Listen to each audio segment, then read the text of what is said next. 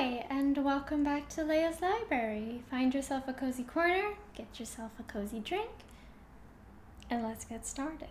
Today is going to be fun. You'll already have noticed perhaps that I have done up the two top buttons on my blouse because I forgot to do that earlier before I filmed the intro. And I also readjusted the frame, so I should be more centered now, hopefully. Haven't checked yet. It's gonna be a great time. We're having a casual day. I know it probably doesn't look like it, but this is casual. So you better be being casual. If I see you being fancy, I respect your decision, and I like it. Keep being yourself. But today we're going to be looking at 1-star reviews of some of my favorite books. I've seen other booktubers do it, and it looked really fun. And to be honest, I forgot to film a video in advance. I just got back from vacation, and I don't have time to write a script, so we're winging it today, boys. Let's get started. Okay, so I have gone ahead and selected some of my favorite books. I selected 2 books from each of my 3 favorite videos. So I had my favorite books, and then my favorite classics, and my favorite series. We'll see if we get to all of them. We're going to do at least 1 from each category. And I'm just going to read probably the first 3 bad reviews, and we'll see how sad they make me. And because I'm a sensitive soul. And then we'll go from there. Okay, so the first one I selected is Pride and Prejudice. It's like really popular to hate on Pride and Prejudice, so I thought there would be some juicy negative reviews. So let's start. First one starts out strong. The most overrated book in history of literature. The plot, in quotation marks, borders between meaningless and trivial. Yeah, I mean, it does raise the question of like what counts as a meaningful plot, you know? But okay, to each their own. Let's move on. This one is short and to the point. P to the double O-P. Poop. That's it. That's the review. Okay, next up we have, in my opinion, this is just a book about Victorian snobs talking about snobby things, and I don't really like snobs. That's fine, but you're a couple years off. This is a Regency era book, but it's fine. I'll forgive that. He says, in quotes, I used to hate Mr. Darcy until I found out he has 10,000 a year. Now I'm madly in love with him. The unromantic linking of money and love are just too much for me. It just makes women of this time period seem pathetic. Oh, that's kind of harsh. But also, that statement is incorrect. Alright. It's possibly the most boring book I've ever read. That's valid. I respect that people would find this book valid. I respect that people would find this book boring. It's not for everyone. It is kind of slow, and it's not, you know, the plot has almost zero action to it. So I get it. If it's not your cup of tea, it's not your cup of tea. That's fine. Calling all of the women of the time period pathetic is a bit harsh, but fine. Okay, the last one I'll read is, I can't believe my professor read this 25 times. I am dead inside. Okay, that's fine. That's valid. I respect that. I disagree. I haven't read it 25 times, but I'm on my way there. Okay, next we're gonna look at Poison by Chris Whitting, which is one of my favorite books ever, but nobody that I have brought it up to has known what I was talking about, so I don't think it's very popular. So I am excited, and it isn't like the best reviewed on Goodreads. Well, actually no, it's not too bad. It has an exactly 4-star rating on Goodreads. So that's not terrible. Then again, I also might not have a great idea as what counts as a good rated book and a poorly rated book on Goodreads, but I don't know. It's got 4 out of 5 stars. I would consider that good.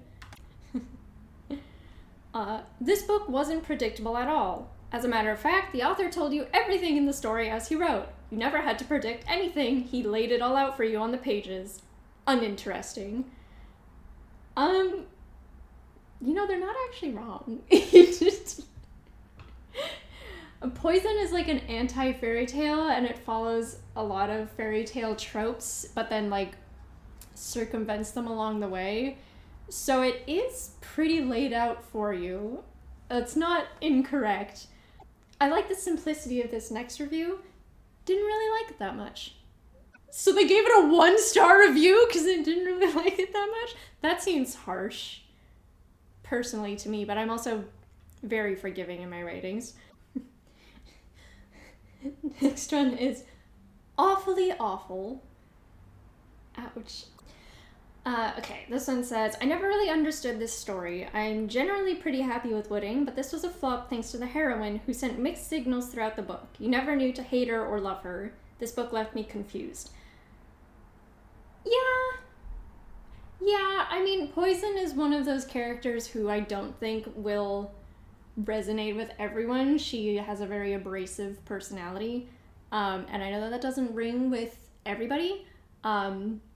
I love her because I've been her to an extent, and I am also not for everybody, so I get it. I totally get it.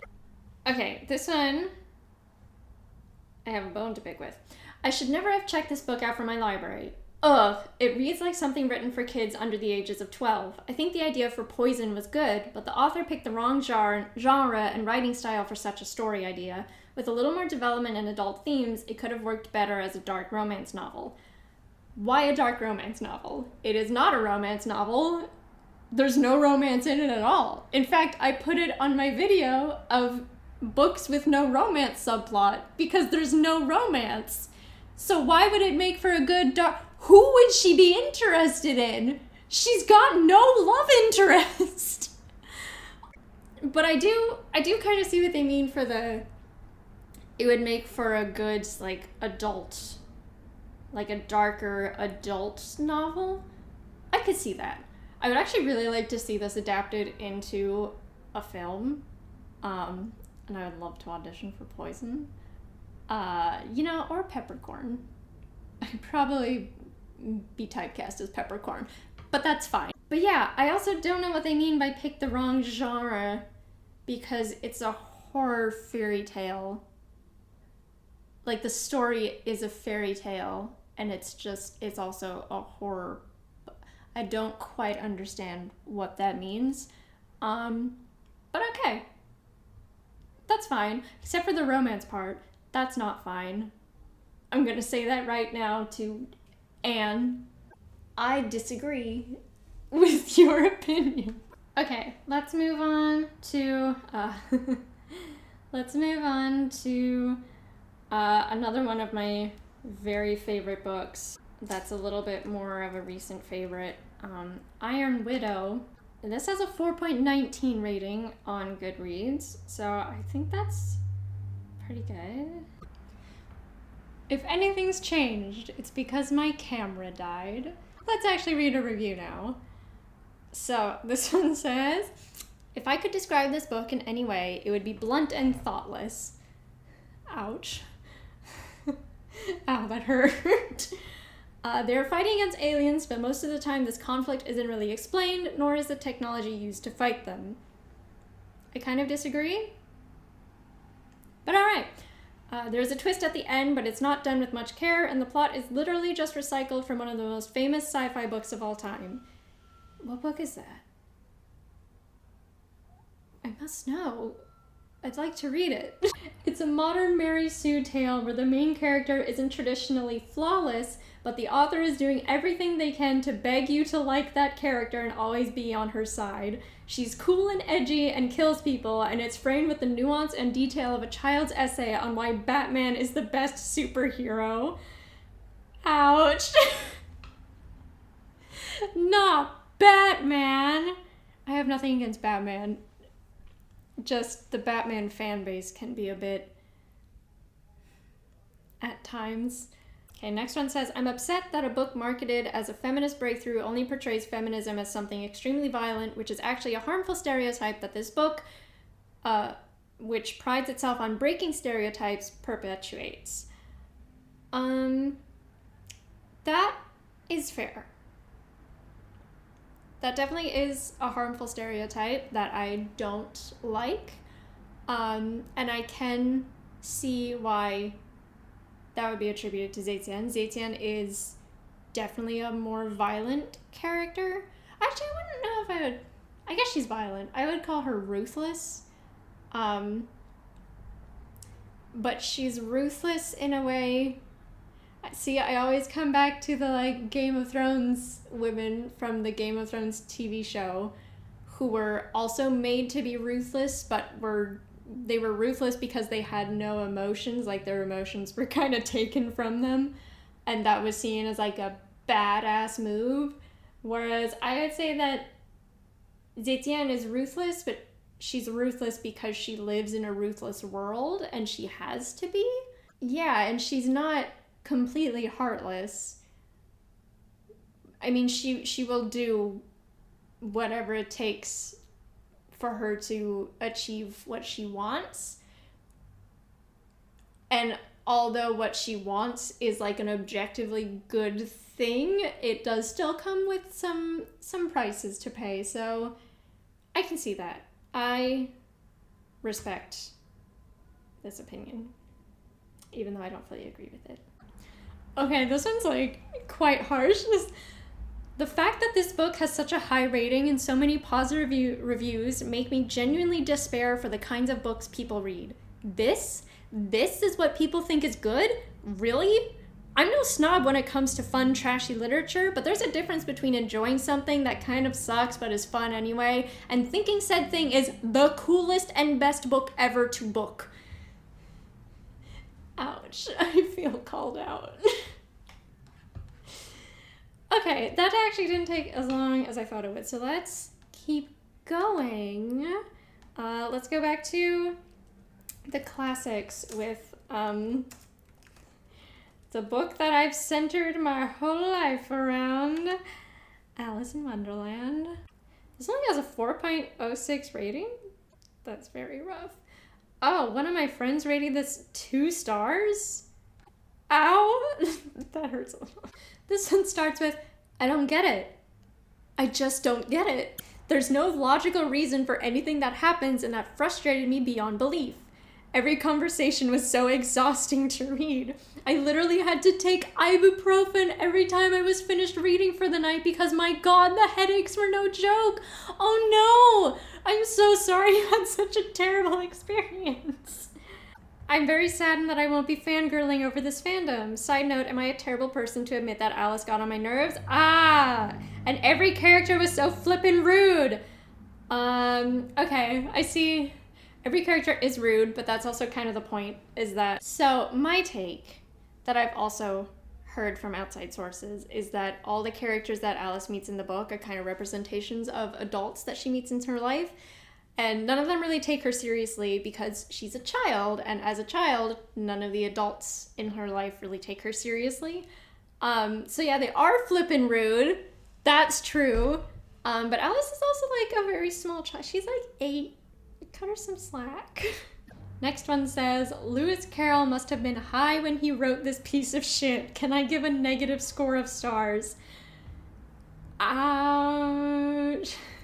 I didn't enjoy Alice in Wonderland as much as I thought I would. Actually, I didn't enjoy it at all. I thought the characters were extremely annoying, especially Alice. She's quite the little witch, actually. What do you mean? She's 8.